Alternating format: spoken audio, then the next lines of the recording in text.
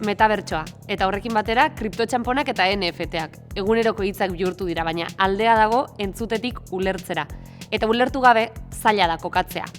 Zenbateraino dira aukera berri bat, ala kapitalismoaren azken trampa besterik ez dira. Kezka eta zalantza horiek argitzeko 3 gonbidatu izango ditugu gaur. Leire Lison, Gorka Lorenzo eta Lorea Argaratek lagunduko digute argilunak argitzen. Prest? Ongi etorri zulora.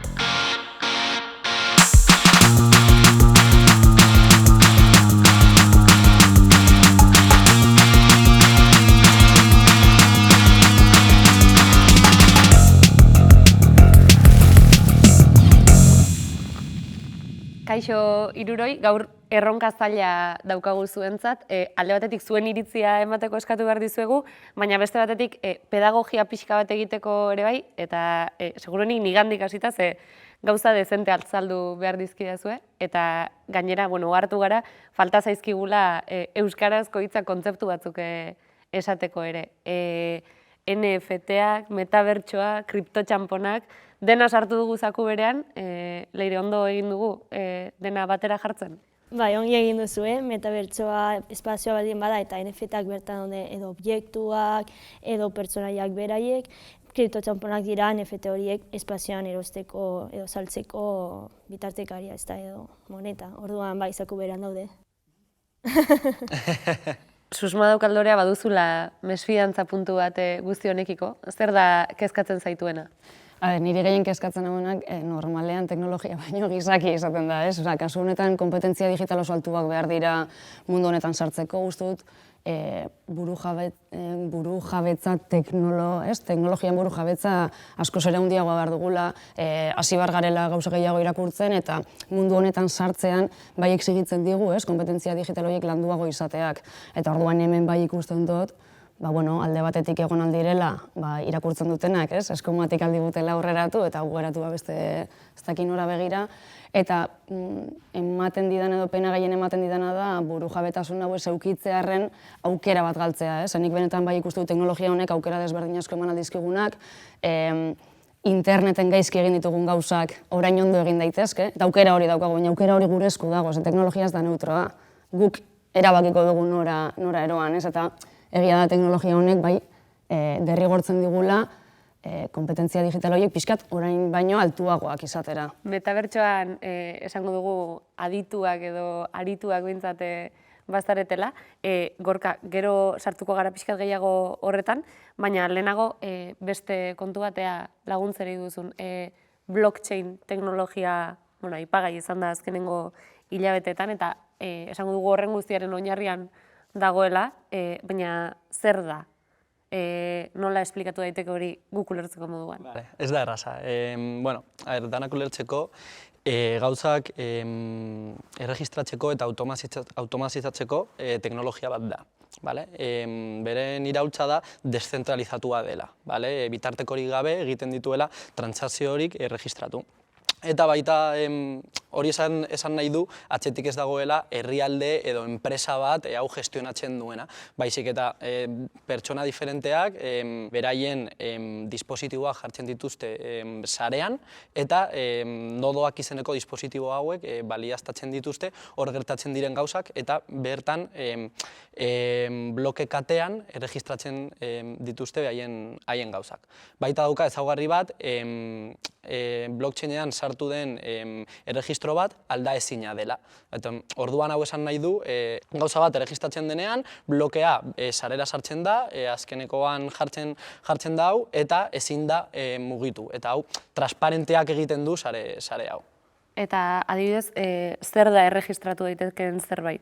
Erregistratu dezakegu aktibo digital bat erosten dugunean, NFT bat, gero hitz egingo dugu gehiago horrei bidez. NFT bat erosten dugunean, erregistratuko du nork erosi du, noiz, ze presutan, eta hori geratuko da sarean erregistratuta. Eta ze ondorio ditu horrek? Uste dut dela, holanen laburbilduz, internetekin daukan desberdintasun handiena da sareak konfidantza hori ematen digula. Guk interneten ez daukagu konfiantzarik. Beti bitartekari bat behar dugu konfidantza hori emateko. Nik zuri etxea alkilatzen dizut eta Airbnb edo dena delakoa erabiltzen dugu edo Visa, Bizum. beste batek ematen digu konfiantza hori. Kasu honetan edo bloke kate honek eskaintzen diguna da trazabilidade horren bidez konfiantza bat. Eta orduan, aukera berri hori daukagu, konfiantzazko internet bat sortzeko, eta ez jauzi behar izateko hirugarren pertsona horietan eta hirugarren pertsona horiek gure datuak kudeatzeaz, ez? Izan algara jaun da jabe gauza askorena. Horregatik hasieran komentatu dudan burujabetza teknologikoaren garrantzia kasu honetan, gure esku gauza asko geratuko direlako, eta gutako bakoitza nodo bat izan gaitezke sarea oraindik eta deszentralizatuago egiteko. Orduan hor, asko gure esku dago. Eskerrik asko, orain bai, uste dut pixka hasi naizela kokatzen, orain segiko dugu puntu horiek arakatzen, baina lehenengo kalera bidali dugu Julen Portillo gure lankidea. Zenbateraino daude errotuta kriptotxanponak Euskal Herriko gazteen artean? Ea ze aurkitu duzun, Portillo? Bitcoin, Ethereum, Dogecoin, ez dira Pokemonak ez. Hauek kriptotxanpona dira. Danak, hau lagunen bat kripto munduan inbertitzen hasi dana. Adibidez, ni, guazen galdetzera ea inguru honetan norbaitek kriptomundua ezagutzen duan. Zuk kriptotxanpona badazkazu? Ez, ez. Ondik gaztea gara, olako gauzak gaztateko dirua. Pentsatu dut nire gurasoekin egitea eta inbertitzea hori. Pizka bat arraroa iruditzen zait mundu hori. Ezagutzen zuen norbait inbertitu duna bertan? Bai, nik eskuadrian baukatez batzuk lanen dabela, sokoreztan du bat, da gero hori dirua inberten dabela. Eta zuen lagunak dirua galdu dute edo irabazi? Galdu. Behintzat egia esateu da.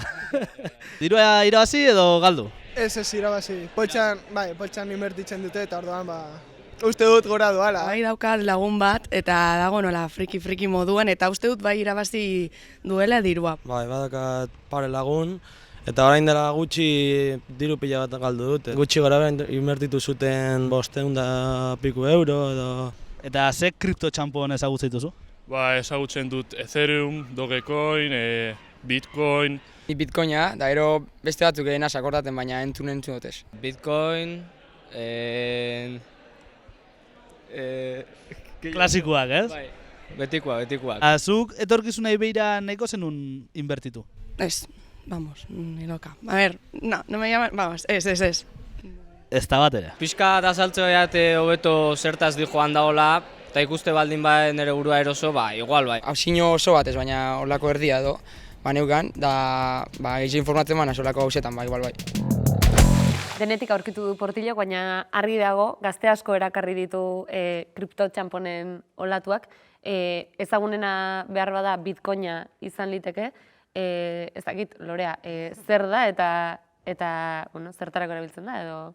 Niri uste dut gaur tokatu dela pixkat gazteagoen artean amama papela, ez? Eta bai joan margara 2008 ez? 2008an atera zen Bitcoinen white paperra, orduan lehenengo gauza holan ezagutuko nintzen Bitcoina izan zen, bale?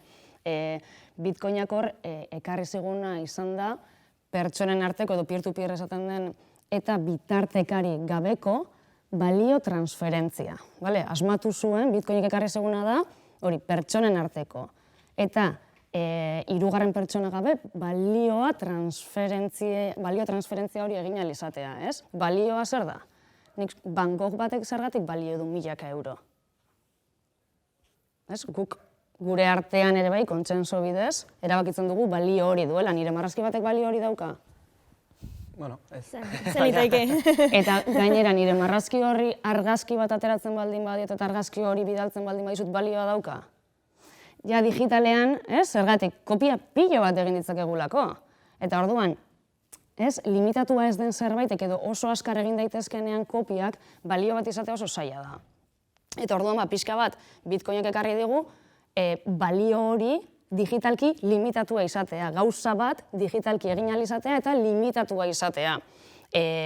Lehen kartak bezala, eta honekin lotzen dut transferentzia dela beste pixkate ikasi behar duguna. Transferentziak gauza bat dauka barnean, dela, zuk ez tozula edukiko. Eta hori da lehenko kartak moduan, gu karta bat idazten genuenean, zuek ez tozuela idatzi bat ere ez da, baina nik bai, bidaltzen genuenean guk ja hori ez daukagu. Eta orduan, hemen Bitcoinarekin ere bai hori gertatzen da, e-mailean guk e-mail bat bidaltzen dugunean beste kopia bat daukagu. Eta orduan, Bitcoinak ekarri zigun balio hori digitalki mugatua izatea, gainera transferentzia egin ahal izatea, eta hori guztia, lehen esan dugun bezala, sare banatu batean, eta bitartekari gabe. hori da jatorrian dagoen teknologia esango dugu, baina gaur egun zertarako erabiltzen da? Bai, gauza da, jendeak aktibo finantziero bezala erabiltzen ari dela bitcoina eta kriptotxanpon guztiak, eta hori bere arriskuak ditugu. Eta, bueno, hor dago puntua, azkenean. Leirezuk adibidez ikusten duzu arriskua, ez dakit, gazte batzuk horra jotzeko diru errazaren bila? Bai, ohikoa da gazteak eta NFT-ak eta kriptotxanponak lotzea, ze uazken finean jaio gara mundu honetan, atio digitala gara, eta sartu gara batez ere bideojokoen bidez. Beraz, bertan sartu digute ideia erosi, zure batarra hobetu, edo jokurako aplikazio berriak erosi kriptotxanponak erostearen bidez. Orduan, asko lotzen da gazteak eta kriptotxanponak eta ugara inbertitzen dugunok.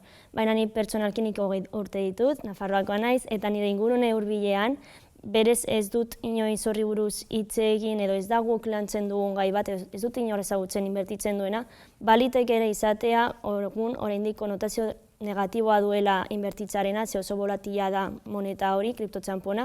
Beraz, baliteke ere hori egiten dutenak, inbertitzen duten gazteek ere pizkat izkutuan egitea. Baina nik esango nuke, agian nire adinekoek berez, gutxiago edo behintzat hor izkutuan. Bai, bueno, nire generazioan, inguruan, jende asko dagoela. Kriptotxanponak erosi dituenak, eta ez bakarrik bitcoin. Askoz emergenteagoak, askoz volatilagoak gainera, eta, bueno, esan dudan bezala, arrisku asko dauka hau. Eta, bueno, ere bai, mentsaje hauek nola aberatsa izatea, oso azkar eta hori, ere bai, kaltegarria da gure gaztentzat. Aipatu dituzue behin baino gehiagotan NFT-ak, eta hor bai, definitiboki galduta nagoela. Ez dakit, zer dira, zertarako balio dute, non daude, edo nonez, edo... NFT-ak dira batez ere ondasun... Eskostelan izango nahi, zanoma demora guztean. Ondo dago, leire, bota. NFT-ak dira ondasunak, hemen fizikoki ikusten ditugun bezala, baina digitalean eta duten bere izgarria da ezin direla nola banatu, ala nola dirua 20 euro banatzen aldituzu 2010, 5, eta holan holako ondasun bat ezin duzu erreplikatu, eta zure jabegotzakoa da, beraz, zu duzu, ondasun horrek zure izena dauka, eta zu zoilek zara saltzen alduzuna. NFT izan daiteke objektu bat, metabertsoan izan daiteke zure avatarra, zure pertsonaia janzteko arropa, izan daiteke lur zoru bat, etxe bat, beraz, imaginatzen alduzun, edo zein gauza baita ere, musika, gara aipatuko duzue, abesti bat, eta artea batez ere. Eta baita, gauza fisikoak ere bai tokenizatu dezakegu NFT batekin. Agian, artelan bat, fisikoki artelana tokenizatu dezakegu, eta azkenean blockchainean sartzen da, eta hau zertifikatzen du ni naiz artelan honen jabea, eta nik sal dezaket, eta hor geratuko da erregistratua zenbat preziotara, noiz, nori, eta gauza guztiak, trazabilitatea egiteko gauza ere bai fisikoekin erabiltzen da. Hau da, artelan fisiko bat saltzeko, referentzia digital bat moduan, bai, edo... Hori da, bai. Azkenean, fungiblea da zerbait aldosuna aldatu, nik 10 euroko bilete bat utziko diot leireri, eta leirek aldet itzuli beste bilete bat. Ez du zertan bilete hori izan behar, nik zuri bankok kuadro bat uzten baldin badizut, eta zu beste bankok kuadro batekin baldin basatoz, edo beste kuadro batekin nik esango izut. Ez sentitzen dut, hori da nirea. Eta gero uste oso interesgarri izan dela, ze gaude pentsatzen beti digitalean, eta tokenizazio hitza uste oso garrantzitsua dela, ze gauza fisikoak banatzeko edo, eta hor ere badago puntu bat, Wu-Tang Clanen adibidez da, musika diska bat, zan edut uste dut publizitate asko egin dela NFT-ak era individualean erosteak, eta justo zuko txertatu dozu, badaude kolektiboki, erosialdiren artelanak, ez? Eta uste dut hori ere dela gaur egunean beste abantaila bat, teknologiak usten digun abantaila bat. Helduko gara igual, lehen heltzen ez ginen espazio batzuetara. WhatsApp talde guztietan dago denetarik dakiela uste duen jendea, eta kontuz, zuen WhatsApp taldeetan alakorik ez baldin badago, igual zuek zaretelako da, baina gure WhatsApp taldean ere badago alako bat, eta gaur ere bidali digu bere iritzia. Apa, ekipo, gaur gaia moderno animal izango da, bro. Haupa, bro! Kripto, bro! Ez, hola itzi ez gaztek. Bueno, en fin. Aurrekoan esan nun, ez dakit entzun zenuten? Entzun, bera, gauza esango izuet, segi aurretik, entzun adineko jendeak zehau gaun esateko, bale? Agit mogi da udala gazten saio bat, ez dakit ze, tarteka, isildu pixkat zue, bale? Eta entzun adineko jendea, gauza interesgarria dauzkago esateko. Bueno, aurreko azten esan nun, mundua pikutara, hijo, ala, ba, ez zer pasatzen. Gozen pikutara, enok eta listo, baina egia da metaversoan kontu honek ireki zeula alternatiba hoi, ez? Zai dut, jake mundua pikutara doan, gozen metaversoan mundu berri bat sortzea. Nik mundu hau, gurea, ja galdutzat ematet. Ez dago zer eginik. Baina metaversoan hasiko bagina beste rollo bat sortzen, dinosaurio nahi duzula, dinosaurioa jarri. Bizi nahi duzula etxe batean, jake gaztek ezingo zuen etxe bat euki, jo, sortu etxe bat metaversoan, ez? Bueno, idea bada. Venga, bro, kripto bro, animo. Oso, no. Nork erantzun nahi dio. A ber,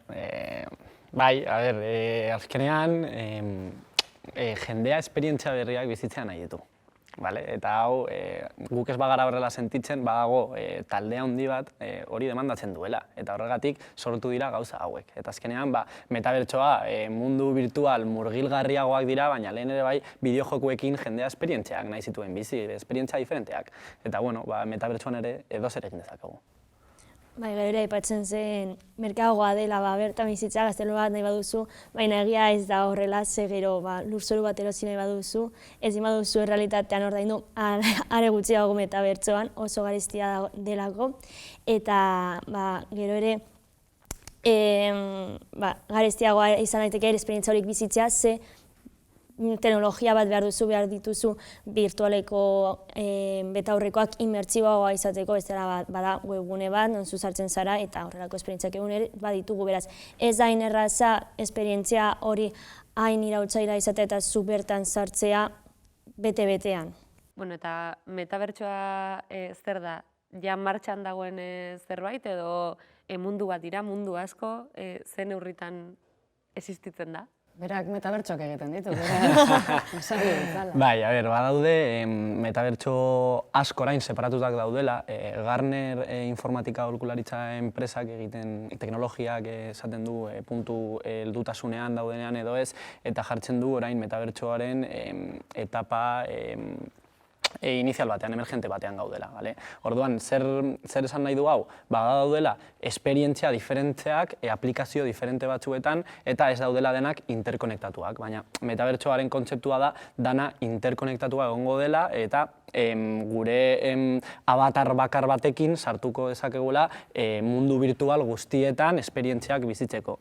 Eta hau oraindik ez dago montatuta, baina badaude aplikazioak gauza asko egiteko mundu virtualetan. Adibidez, egan egin, adibidez, ilargitik paseo bat eman, edo apokalipsis zombi batean sentitu zure azalean nola agobiatuko zera momentu horretan eta esperientzia bat bizitzea. Eta metabertsoan pertsona bat bakarra izan gaitezke, bat baino gehiago, nola funtzionatzen du horrek? Hori pizkat lotuta dago Gorkak izan dakoarekin interoperabilitatean momentuz, metabertso gehienak edo plataforma gehienak ez daude elkarrekin konektatuta, beraz, zaila da zuk batean duzun pertsonaia beste batera eramatea. Badaude enpresak horretan lan egiten nahi direnak, adibidez Ready Player Me da enpresa bat, zure argazkitik ateratzen duena avatar bat, gero beste avatar bat sortzen duzu, itxura oso ezberdina duena, izan zaitezke robota, monstro bat, animali bat, baina momentuz hori sortzen ari dira alako esperientzia txikiak non zu bai mugitzen dituzu avatar horiek, baina zure identitatea sortzen duzu, izan zaitezke zu edo bestelakoa. Eske nik ez dakit nik izan nahi dudan. Uste dut horre bai beste aukera batzuk irekitzen direla, ze horre generoaren inguruan hitz egin dezakegu, zer gertatzen ari den avatarrak, gizonak emakumezko avatarrak erosten dituztenean, zen motatako interakzioak ari diren gertatzen, zertarako erabiltzen den guzti hori, eta orduan hor, nik uste dut pixkat teknologia honek eskaintzen diguna dena ere bai, datuen jabetza zuk izatea, eta orduan zuk erabakiko duzu nola nahi duzuna saldu, ez? Zoren guk datuak guztiak Google ematen dizkigu, eta Googleek erabakiko du, edo LinkedInek zer erakutzen nahi duen ez zuk, ez? Eta kasu honetan nik uste dut ere abantaila edo aukera hori hor daukagula, erabakitzeko zer erakutzi nahiko dugun mundu bakoitzean. Gero, mundu hauena adibidez, niretzat pertsonalki aplikazio berezienen niri fantasia asko gustatzen zaiz, eta ilargian ze ondo buelta batzuk ematen, eta saltoak, eta ez dakiz zer, egia da behar ditugula, gadget pilo bat ekstra, ez? Esperientzia hori ondo bizitzeko. Baina uste dut gizaki hor esperto dela, beharrez ditugun gauzak egiten. Hau da, ilargian, etxetik, ez? Saldo ajun parkera eta salto. Baina adibidez formakuntzen edo hezkuntzan, uste dut oso interesgarria dela, uste dut esperientzia oso arriskutsuak bizitzera ere, ez dakit nola esan autodefentsa tailer bat eukitzea eta benetako esperientzia bizializatea edo formakuntza vertikalak edo ez dakit soldadura urazpian edo badaude gauza batzuk ez, orain ere horrelako metabertsoen bidez erakusten direnak eta hor interesgarri ikusten dut, baina uste dut mundu hauek guztiak asmatzeak ere bai, hor momentu baten zezu komentatu duzu ez, zelan erosiko dut lurra metabertsoan ezin baldin badut erosi hemen fizikoan, ez? Eta zuen WhatsAppeko honek esaten zuen ere bai, badana, ez? Zergatik utziko dugu dana, ilun geratuko da mundu fizikoa eta guazen metabertsora. Hor, arrisku handia daukagu ere, desberdintasunak oraindik eta handiagoak izateko. Osa, pobre handik eta pobreagoa, aberatsa handik eta aberatsagoa, eta orduan hor bai, lehen esan dugun bezala ez teknologiak batzutan neurtu beharko ditugu ere, nola nahiko dugun jokatu hor. Munduko testingura behiratzen baldin badugu, krisi klimatikoa, pandemia, erregaien eta bestelako energia iturrien garestitzea, ez dakit, metabertsoak badauka bokazioa gaur egun mundu fisikoa edo ordezkatzeko, ez dakit, lana edo harremanak edo aipatzen ditugunean. Nik uste dut ez dela proposamena. Azkenean hau estanda handia izan du pandemiarekin, jendea etxean eta digitalizazioa azkenean puntu ona izan da, puntu horretik zenen azelerazioa handi bat sufritu dugu. Bai, ez da proposamena suplitzea gauza mundu virtualitan, baina bai, laguntzen diguen esperientziak sortuko dira.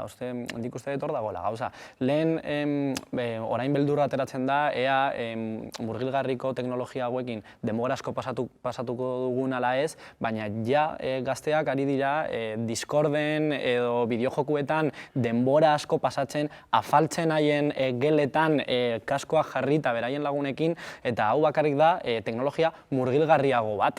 Azkenean, jendearen konportamendua ja horreraz joaten ari da, orduan ez da pauso bat gehiago da. Ez que barra egiten nuen, segoratu nahiz lagunekin esaten dugula metabertsoan ezin dela jan, ezin da lo, eta ezin da txortan egin.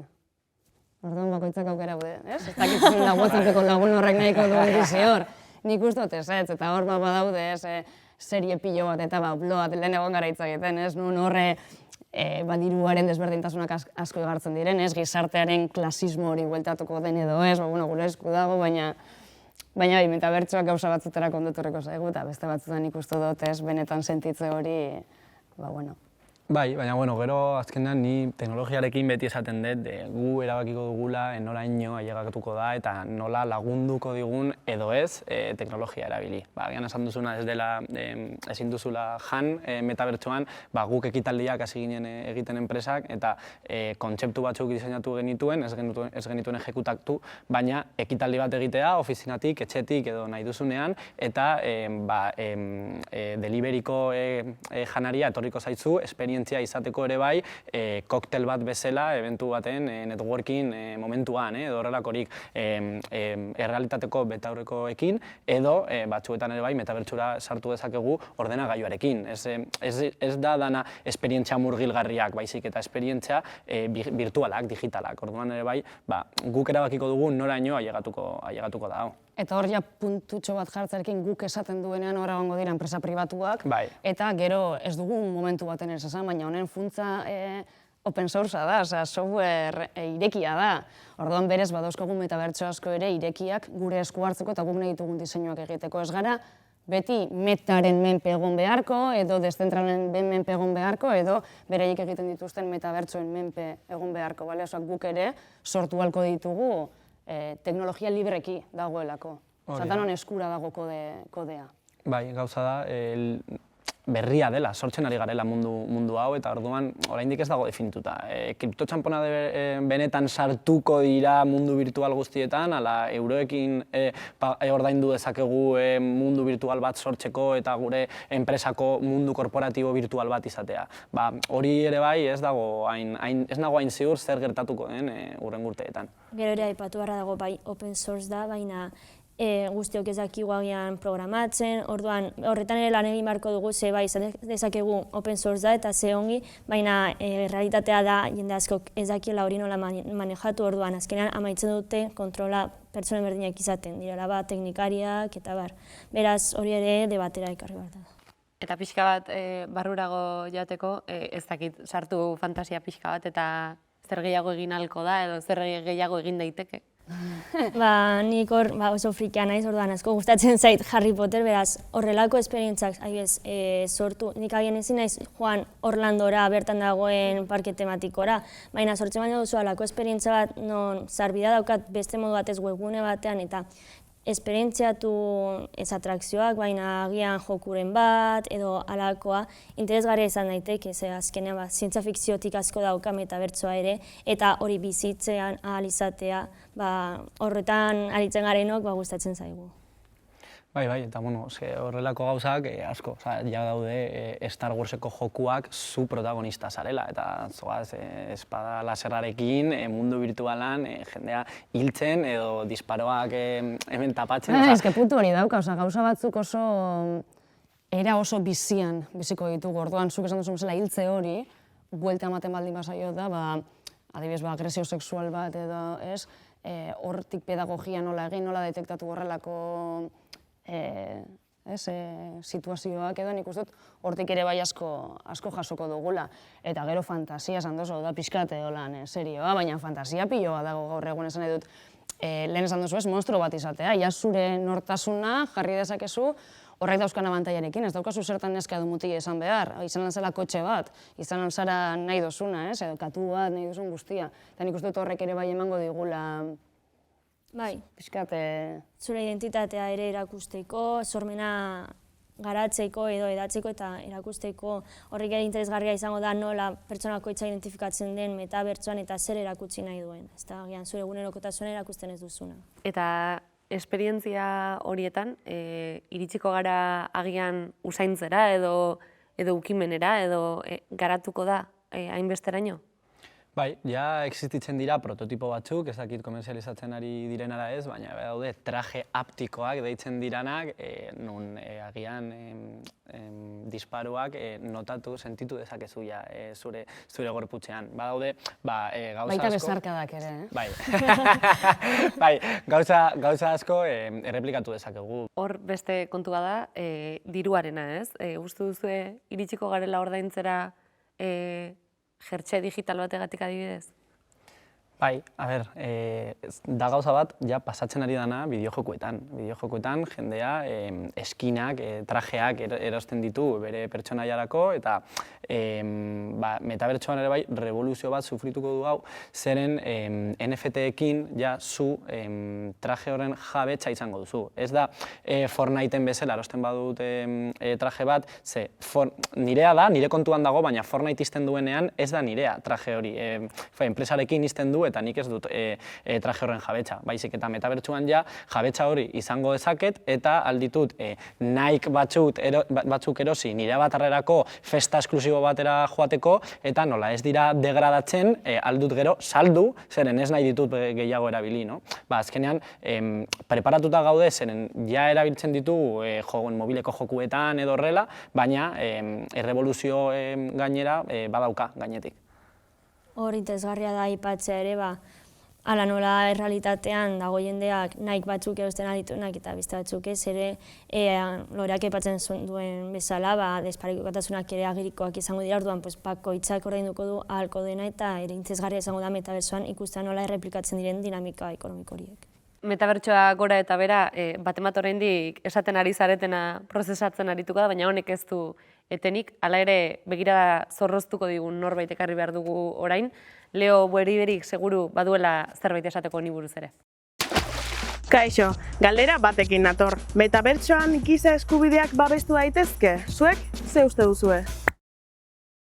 Bai interneta eta bai metabertsoa sare aske, demokratiko, inklusibo izan daiteke, baina ez dirudi horrela izango denik. Adinekoek eta pobrezian dauden pertsonak dinamika horretatik kanpo geratzeko arriskuan daude. Pandemian ikusi genuen zer nolako desorekak eta desberdintasunak ematen zien internetara sarbiderik euskaten pertsonen artean, ezta? Metabertsoan muturran sartzen ari diren enpresak bere interes ekonomikoak babesten dituzte eta kapitalismo basatearen antza duten eremuak sortzen dira. Edozein pertsonak metabertsoan egoteko aukera izango dugu edo jarraituko dugu betiko martxan. Hortxe, Leoren iritzia hori bezala beste estutu bat emanez gaiari, ez dakit ze iruditzen zaizuen. Metabertsoaren kontu honek, ez dakit adinekoak edo herrialderik txiroenak edo txirotuenak utziko ditu jokoz kanpo edo arrakala hori handituko du? Bai, adinekoekin metabertsoan ere ari dira esperientziak sortzen haien bizitzak hobetzeko. Adibidez, residentzietan dauden jendea ezin direla mugitu edo eguneroko gauzak egitea, errealitate birtualetan erreplikatu dezake hau haien autoestima igotzeko, haiek ikusteko txikitan juten zirela leku batera, akuariumera edo esperientzia hauek ere bai erreplikatzen ari dira. Hemen Euskadin dago enpresa bat, Oroi deitzen dena, eta hau duela urte batzuk hasi ziren egiten, eta orain petatzen ari dira, zeren silver ekonomia eta gauza guztiekin jende gehiago dago. Eta orduan ere bai, ez da bakarrik gauza bat gazteentzako, baizik eta esan dudan lehen bezala, gure bizitza hobetzeko aplikazioak erabiliko ditugu. Bai, egia da adinekoentzat pilo bat orain asmakuntza egiten ari direla, igual izan dela generazio bat beti utzi duguna hor teknologiatik kanpo, eta egia da orain beraientzat gauza soluzio asko ari direla asmatzen. Bestalde batetik egia da azken momentuan asko zentratu garela metabertsoan, baina kriptotxanponez egon gara hitz egiten, blockchainetaz, eta egia esan honek ere momentu askotan distantzia hauek zelanda areagotuko ditu, lehen esan dugun bezala beratxagoa eta txiroagoa, baina bestalde batetik beste aukera batzuk ekarri dizkigu, eta herrialde, igual hain desarrollatuak ez daudenetan, izugarrizko saltua egon da, igual egon da digitalizatu gabe egondako herrialde batetik, batean, Bitcoin edo blockchain sareetan funtzionatzera, eta hau zergatik, lehen hitz egin dugu kriptotxamponak ez dakiz, herrialde askotan oraindik gu hemen oso ondo bizi gara. Herrialde askotan oraindik diktadurak daude, oraindik norbaitek erabakitzen duzuk nola nahi duzun bizitzea, ez? Eta orduan, nik gaur egin dut lan pilo bat eta 10 euro irabazi ditut, eta 10 euro horiek balio dute bat. Norbaitek erabaki duelako. Eta orduan, aukera bezala, herrialde askotan orain ari dira segituan beste txanpon batera pasatzen, txanpon horren balioa konsensu bidez egiten delako, banatua dagoelako, ez dagoelako entitate bat erabakiko duena, horrek zenbat balioko duen bihar. Eta orduan horrelako aplikazioak ere bai, badaude eta horrek egiten duena distantzia laburtu, eta lehen egon gara hitz egiten, Venezuela moduko herrialdeetan ere badaude aplikazio berriak, ez dakit Leire komentatu nahi duzun. Bai, hori inflazioa ematen den herrialdeetan, jendeak bilatzen duena da seguragoa den entorno bat, eta hori dela eta jotzen dute alternatibetara, orain dagoena da kriptotxamponak, bertan inbertitzen dute.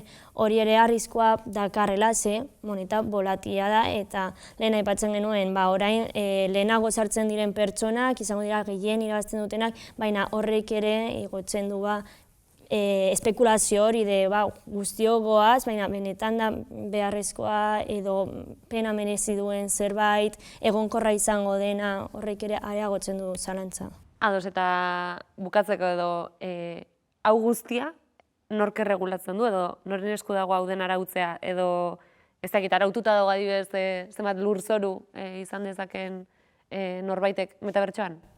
Momentuz ez dago alako erregulazio bat hori neurtzen duena, bai teknologia hauek metabertso hauek sortzen ari direnak dira hori erabakitzen ari direnak, horregatik hain garrantzitsua da debatea mahai gaineratzea guk izateko hori erregulatzen dugunok eta guk jartzen dugunok arauak, eta gero ere badaude estatu mailan adibidez herrialde batzuei komeni zaie izatea kriptotxanponak eta beste batzuei ez dute nahi hala nola blockchain den dezentralizatua eta guk kudeatutakoa agian estaturen bati ez bai komeni. Orduan regulazioa momentuz ez dago eta baldin badago da goi mailako Bai, ez azkenean, teknologia enpresa handiak duten poderea kentzea zaila izango da. Eta gainera ja, montatu dute metabertsuaren arloko foro bat edo horrela estandarrak jartzeko, eta hor daude 20 gizon, 20 enpresa teknologikoen zuzendari guztiak esaten nola sortu behar dugu metabertsua, zeren beraiek diru asko sartzen dira eta rentabilitatea nahi dute bakarrik espazio honetan. Orduan, zaila izango da, no sé, ponerle cercas al campo, ere bai. Bai, hor nik uste dute teknologia honek daukan gauza ona dela komunitate oso handia dagoela atzetik. Aplikazio proiektu guztien atzen komunitate hau da pertsonak daude atzetik. Eta pertsona horiek ari dira izugarrizko lana egiten, enpresa dun horiek iritzi bat izango dute, interes batzuekin argi eta garbi, orduan beste komunitate batzuk ari dira izugarrizko lan egiten, ez bakarrik metabertsoan baizik eta digitalki, ze printzipio feminista egongo diren, ze printzipio motak egongo diren, ze eskubide mota egongo diren, ze distantzia motak izango diren baleskoak eta zeintzuk ez, eta orduan hor nik uste dute ere, izango dela agente desberdin askoren eztabaida edo dialogo bat, baina bada teknologia bat pertsonak badaukatenak ere zer esan eta komunitate bat dagoela askotan proiektu eta proposamen askoren atzetik. Orduan hori oso txalotzekoa da eta nik uste dut oso baliagarria dela. Eta ondorio bezala, uste duzue 10 urte barru errepikatzen baldin badugu elkarrizketa hau, Ondo esan. oso presente izango ditugu gure bizitzatan kontu hauek edo agian joera izango da urruntzekoa? Nik uste dut, baietz. Gartner lehen esan dudan aholkularitza, informatika aholkularitza enpresak esaten du 10 urte geroago egongo garela metabertsoaren heldutasunaren etapan. Orduan, egongo da oso espanditua eta jendeak ohituta egongo da metabertsoan sozializatzea edo almenos esperientzia batzuk izatea barruan, bai. Nik espero dut hitz egiten baldin badugu izatea, gugeok esku hartu dugulako izan dela eta ez bortzaz sartu digutelako. Bai, nik uste dut 10 urte barru, gauza hauek eukiko ditugula oso sartuta, ez? Ez dakit gogoratzen duzuen, ez dagoela adibiderik onena programa honetan egiteko, baina Espainiak mundial bat irabazi zuen. Eta mundial horretan, gogoratzen zarete? Bai. Mundial horretan Iniestak gol bat sartu zuen, ez? Gol hori nola, ze mezularitza bidez, bidali zen, nola enteratu ginen gauza horretaz. Ezen WhatsAppa existitzen, hau dana dator hortara. 2008 uste duzela eta WhatsAppa esan existitzen. Eta gaur egun ez dugu jakingo zer egiten hori gabe, orduan nik uste 10 urte barru, edo gehi, ez dakitzen da nik bai ikusten dut bide bat nun kasi ziborrak izango garen, nun teknologia jatxertatuta eukiko dugun, edo guztiz kontrakoa.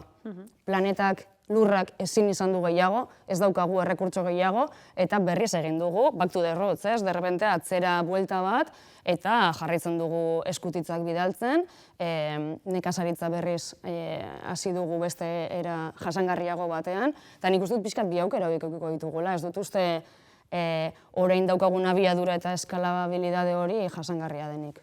Bueno, apuntatu agendan, 10 urte barru egingo dugu berriro hitzordua, eskerrik asko hiruoi, asko ikasi dugu zuekin. Espero dut zuek ere nik beste ikasi duzuela, 2 aste barru ikusiko dugu elkar, eta badakizue, bitartean zaindu.